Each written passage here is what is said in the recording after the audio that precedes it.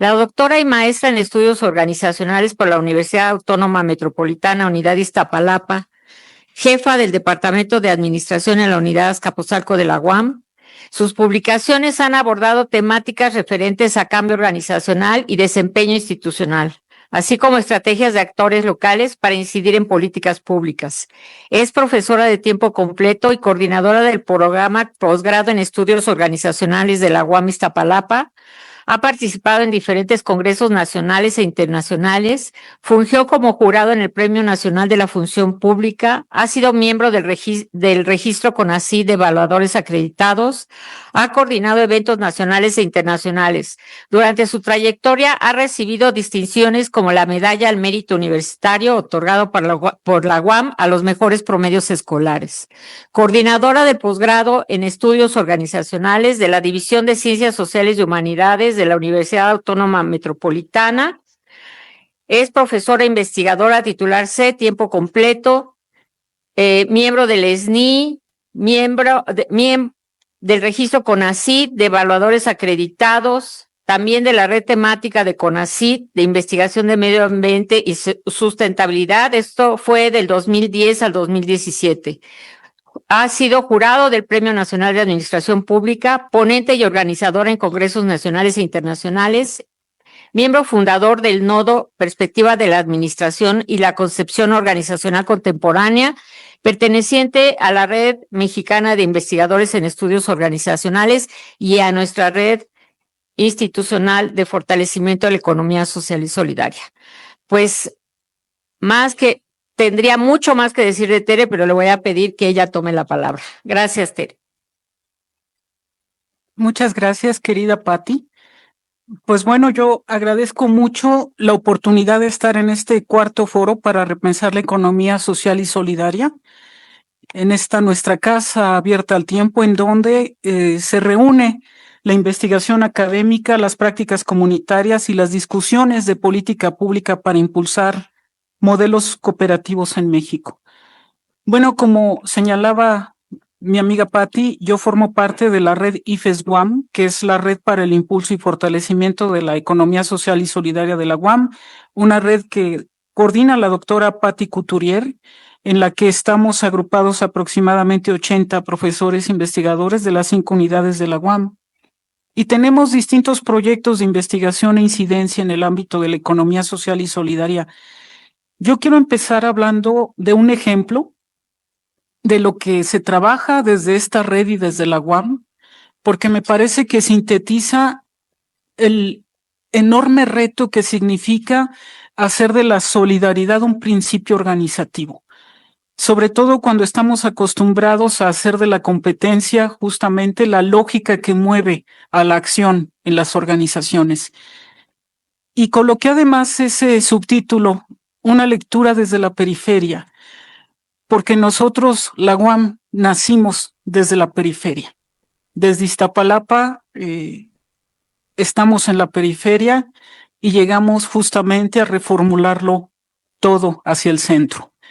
Así que bueno, quiero compartir con ustedes abrir justamente esta exposición, que yo quiero que sea breve porque vamos a tener oportunidad de escuchar también otra excelente conferencia magistral del doctor Roberto Cañedo, que ya lo vi conectado.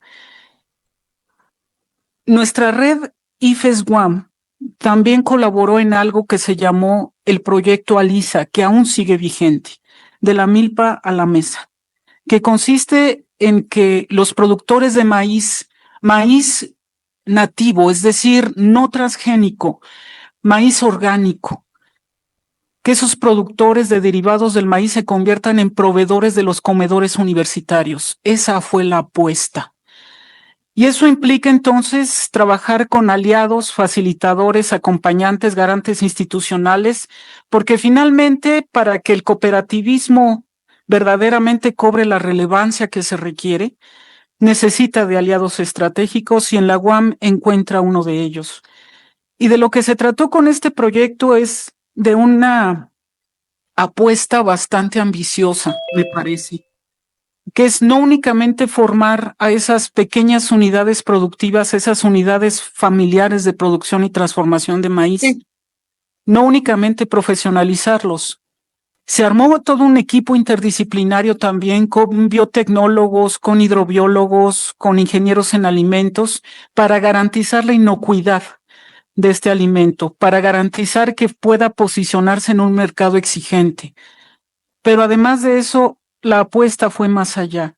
No solo se trató de fortalecer la transición agroecológica a través de toda una serie de actividades estratégicamente planeadas mes tras mes, se trató sobre todo de fortalecer este ejercicio solidario de apoyo a otras formas de producción más sustentables, de apoyo a la construcción de esquemas de distribución y de consumo más justas, pero sobre todo hacer a los beneficiarios de este proyecto, que no solo son los productores de maíz, los alumnos de una universidad, hacerlos conscientes del impacto que un producto, que un bien cultural como es el maíz originario, puede tener en términos de salud pública, de soberanía alimentaria y de economía local.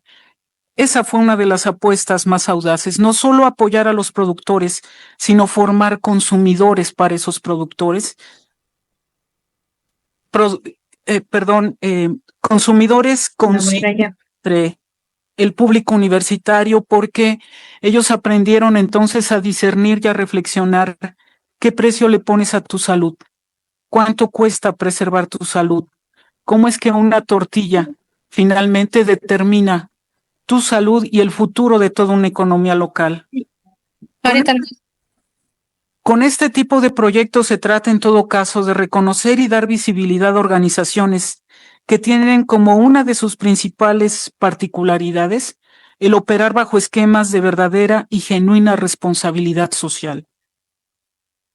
Operar bajo un compromiso permanente con sus territorios. Y aprendimos que aún en las formas más simples de economía popular, aún en organizaciones que operan bajo esquemas de subsistencia y con una infraestructura mínima, ahí está el germen de la solidaridad. Ahí está la semilla de la verdadera sustentabilidad, algo que no se encuentra en grandes empresas, algo que no abunda en organizaciones de clase mundial y que requiere de otra mirada teórico-conceptual para ser estudiada y sobre todo también de otras herramientas al tratar de intervenir en estas organizaciones buscando su mejora.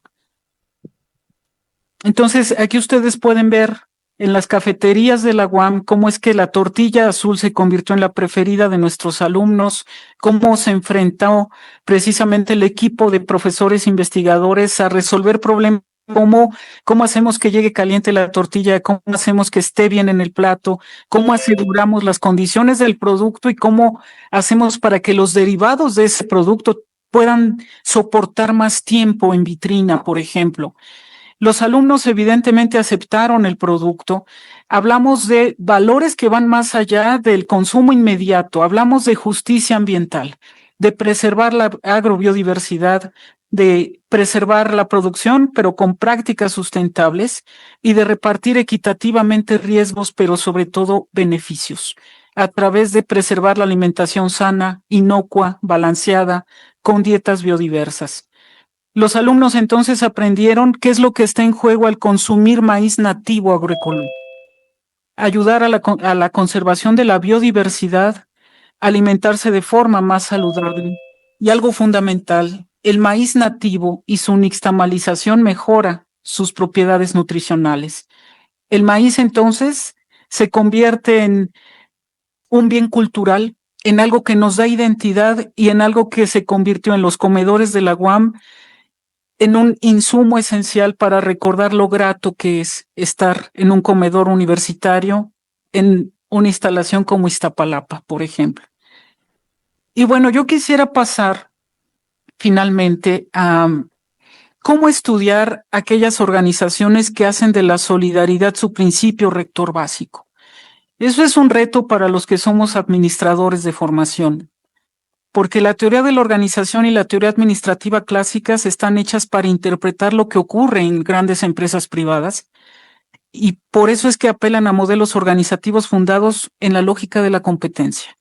Aún la empresa privada es vista por la administración como una aséptica unidad de producción, sin relaciones de poder sin mecanismos ni formas de dominación, a tono con la orientación pragmática y eficientista que ha colocado a la administración como un instrumento al servicio de los intereses de los dueños de las empresas, omitiendo del análisis al resto de actores como los trabajadores e incluso la sociedad en su conjunto, como no sea para considerarlos desde una perspectiva meramente funcionalista, como medios, herramientas o recursos a optimizar.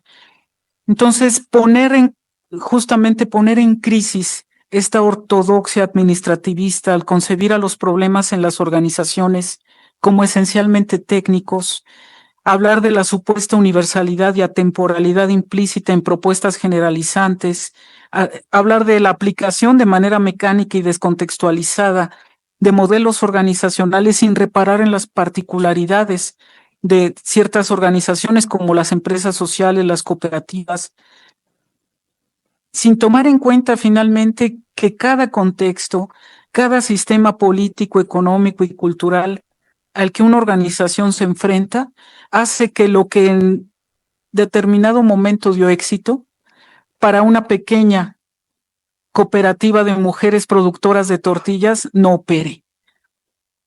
Entonces nosotros criticamos esos procedimientos que regulan la manera exitosa en una organización. Criticamos su supuesta universalidad porque esas recetas de éxito son producto de relaciones y procesos sociales altamente contingentes, desde los que se constituye la sociedad.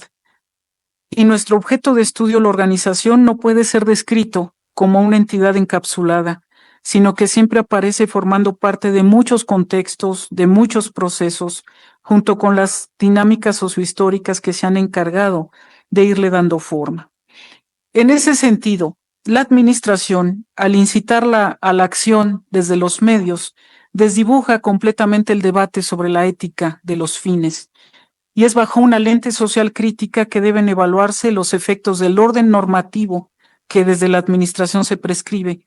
Comprender entonces los fenómenos como la economía social y solidaria, dar cuenta de la compleja tipología de organizaciones que emergen en este sector, implica reconocer que se requiere la conjunción de disciplinas porque la realidad social no se presenta de forma fragmentada y su conocimiento no admite disecciones. Esa, me parece, es una de las condiciones que permite aspirar a un análisis integral de lo que ocurre en una organización propia de la economía social.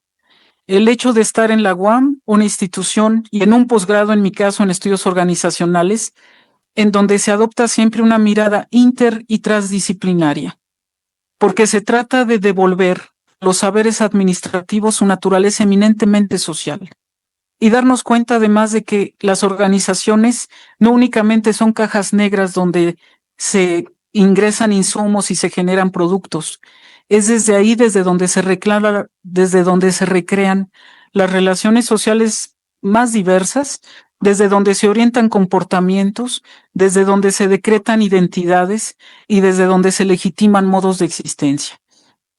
En ese sentido, bueno, reconocemos la enorme batalla que representa construir una organización solidaria, y eso no se da en abstracto, sino que se parte de situaciones concretas, de problemáticas complejas. Estamos hablando de organizaciones que no tienen acceso a financiamiento por parte de la banca de desarrollo, y el financiamiento es prácticamente nulo en el caso de la banca comercial. Estamos hablando de organizaciones que enfrentan una enorme cantidad de requisitos y mecanismos de control que imponen las autoridades para que estas sociedades cooperativas difícilmente puedan sobrevivir un rango amplio y en donde es prácticamente imposible convertirse en proveedores autorizados del gobierno. Por eso la experiencia del proyecto ALISA cobra una especial relevancia. Además de que se suele supeditar a estas organizaciones a una visión de tipo asistencialista, incluso clientelar, e instrumentada a través de una política social que es meramente compensatoria y marginal en el conjunto de la política pública. Sin embargo, tendríamos que darnos cuenta que está en estas organizaciones el germen de la innovación, de la verdadera innovación social, el impacto en las relaciones sociales de largo alcance, Y algo fundamental, si las políticas públicas en este país estamos acostumbrados a que se hagan de manera vertical, en el caso de las políticas públicas en materia de economía social, se ejecutan siempre de arriba hacia abajo. Las cooperativas de base, sus organismos de integración no suelen participar en los procesos de diseño, evaluación. Y existen finalmente organizaciones cooperativas que tienen un vínculo real con sus territorios, sean rurales o urbanos, y que reconocen las problemáticas reales de sus comunidades. Especialmente reconocen el tipo de ambiente al que se enfrentan: la violencia, el desplazamiento forzado, los conflictos étnicos, las luchas de género. Eso es lo que se reconoce en las cooperativas, porque finalmente de lo que estamos hablando es de otras formas de gestión. Y los diagnósticos comunitarios, explícitos o no, rigurosos o no, de los que parten estas cooperativas para establecer sus estrategias de acción y para acercarse a solucionar estas complejas realidades a través de la economía social, estos diagnósticos que ellos tienen, como señalan los doctores Igor Rivera y Salvador Cruz, investigadores del Politécnico, si tuviéramos acceso a esos saberes, si se legitimaran esos conocimientos, si utilizáramos esos diagnósticos que una cooperativa tiene, los convertiría en verdaderos cerebros territoriales y no exclusivamente en brazos operativos del INAES, garantizando la coherencia de la política pública con la realidad efectiva de este sector. Justamente el macrodiagnóstico del que tendría que partirse para formular este tipo de política pública adolece de información fundamental, porque existen graves carencias en el acopio y ordenamiento de información estadística confiable sobre el tipo de entidades existentes, sobre la cantidad de socios que las integran, su giro económico, incluso su domicilio social oficial. Entonces, difícilmente, si no se tiene ni lo esencial, difícilmente sabremos su aporte al empleo, a la generación de ingresos o al erario. Que bueno, esto habrá de remediarse, como veremos en la siguiente conferencia, con la generación de cuentas satélite, que es finalmente algo fundamental para que este sector sea visible y tenga capacidad de agencia también. Recuperando entonces el sentido de esta conversación, ¿cómo se teoriza sobre algo tan complejo? Sobre este híbrido que es una organización que evidentemente compite en el mercado, pero que no puede llevar esa lógica de la competencia a sus mecanismos de regulación social al interior de la misma. ¿Cómo estudiar aquellas organizaciones que hacen de la solidaridad su principio rector? Y esto es un reto en términos de teoría, porque normalmente Occidente siempre nos ha ofrecido categorías teóricas, digamos que constantes frente a las crisis propias del capitalismo. Occidente siempre tiene una respuesta infalible. Desde el término mismo de desarrollo, bastante debatible hoy por hoy, el consenso de Washington. Después se nos llenó la década de los 90 hablando de capital social, y después de la cultura del emprendimiento.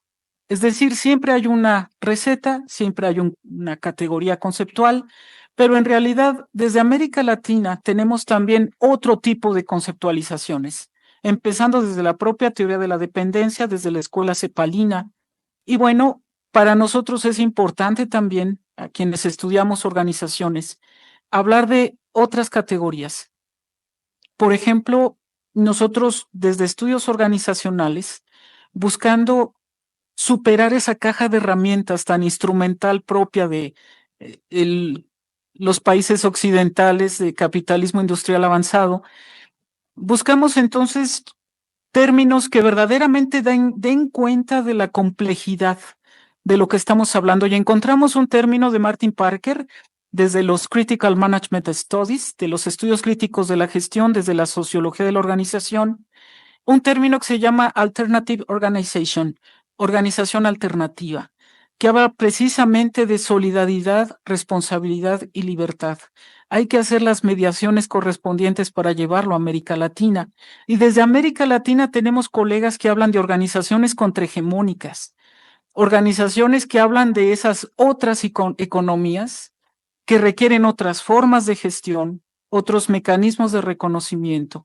Tenemos quienes las clasifican como sistemas de baja entropía, precisamente porque son respetuosas de los ciclos naturales, es decir, asemejan al sistema Milpa, en donde se respetan las relaciones de reciprocidad con la naturaleza y se integran en relaciones autopoyéticas. Y desde Grecia hay quienes hablan de que es necesario construir espacios de resistencia. Y las organizaciones entonces no son solo empresas, son laboratorios de resistencia, de construcción de otro tipo de sujetos, sujetos sociales, no solo el emprendedor individual, ¿no? Que desde la superioridad moral dice que él es el único capaz de emprender porque enfrenta riesgos. Se enfrentan riesgos también desde la colectividad, apelando a valores como la lealtad, la empatía y por supuesto la solidaridad. Y desde América Latina hablamos también de experiencias prácticas inspiradoras, teorías de cómo vivir mejor, el buen vivir, el postextractivismo, el postdesarrollo y desde Oaxaca la comunalidad.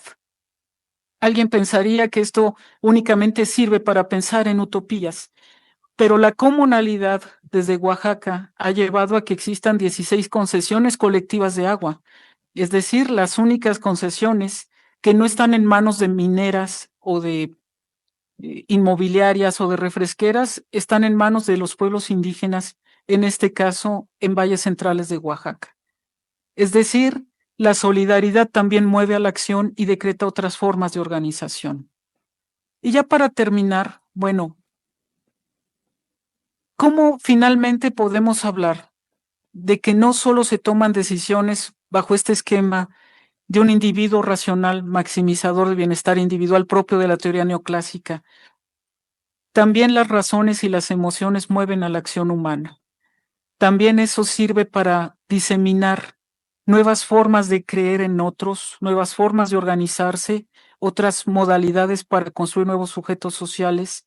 Y reconoceríamos entonces que para que estas organizaciones tengan verdaderamente un horizonte de supervivencia real, requieren tener arraigo con sus territorios. Y esto implica sentipensar con el territorio, retomando una frase de Arturo Escobar, implica pensar desde el corazón y desde la mente también. Es la forma en que las comunidades territorializadas han aprendido el arte de vivir. Hablar entonces de otro tipo de paradigma, hablando, recuperando Orlando Falsborda, se trata de recuperar en esta lógica que se basa en valorar y visibilizar los aportes de un contexto geográfico o histórico en particular. Estas organizaciones, hacendadas, centradas en sus territorios, finalmente saben cuál es la problemática real de sus habitantes, de sus integrantes, y a partir de eso, bueno, a nosotros nos parece que desde la academia finalmente tenemos un compromiso fundamental con estas organizaciones que implica pensar, que implica actuar y que implica teorizar, porque es la frase clásica, no hay nada más práctico que una buena teoría. Implica teorizar, pero bajo otra óptica. Teorizar finalmente con los actores, y eso posibilita hablar de organizaciones alternativas. Y cerraría con esta frase de Arturo Escobar. Es necesario empezar a formularse las preguntas que son cada vez más acuciantes, aunque la academia normal no se da un por enterada de su importancia para la construcción del conocimiento. ¿Con quién, cómo y desde dónde pensamos? ¿Con qué propósitos? ¿Qué significa pensar con otros, en vez de pensar solamente desde los cánones de las ciencias sociales, por críticas que éstas parezcan? Y eso implica no únicamente cómo y desde dónde pensamos, sino desde dónde construimos nuestro poder. Y creemos que estas organizaciones tendrán un poder mayor precisamente si recurren, si se vinculan y sobre todo si reconocen como sus pares a universidades como la Universidad Autónoma Metropolitana. Muchas gracias.